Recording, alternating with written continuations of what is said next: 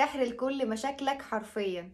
حاجة واحدة بس هتخليك تخس بسرعة جدا، وخسسان صحي مش غلط. ومش بس كده، ده شهيتك هتقف ومش هتدور انك تاكل، والنهم اللي عندك تجاه الحلويات او اتجاه اي حاجة هيختفي. اما عن الاكتئاب والتوتر والحرمان بتوع الدايت فدول مش هتشوفهم تاني. تفتكروا كده ايه ممكن يعمل كل ده؟ الإجابة بكل بساطة هي الإبر الصينية. طريقة علاج فعالة وآمنة ومعروفة، موجودة من سنين كتيرة قوي، من سنة 1550 قبل الميلاد، وفضلت تتطور بشكل كبير جدا لدرجة ان احنا بقينا بنستخدمها كتير دلوقتي. عبارة عن إبر صغيرة جدا بتتحط في الودان، مش بتبان ومش بتضايق ومش بتوجع خالص، وبتقدر ان انت تعيش حياتك معاها عادي جدا. مش بس بتتحط في الودان، لا هي كمان بتتحط في باقي الجسم، بس هي عيبها وقتها ان انت هتضطر ان انت تحطها وقت قليل، يعني نص ساعة او ساعة بالكتير، وهتضطر ان انت تعمل الجلسة دي اكتر من 3 مرات في الاسبوع. لكن إبر الودان ميزتها ان تركيبها ما بياخدش اكتر من 5 دقايق، وبتقدر تقعد بيها اسبوع كامل من غير ما تشيلها، وبتعيش حياتك عادي جدا.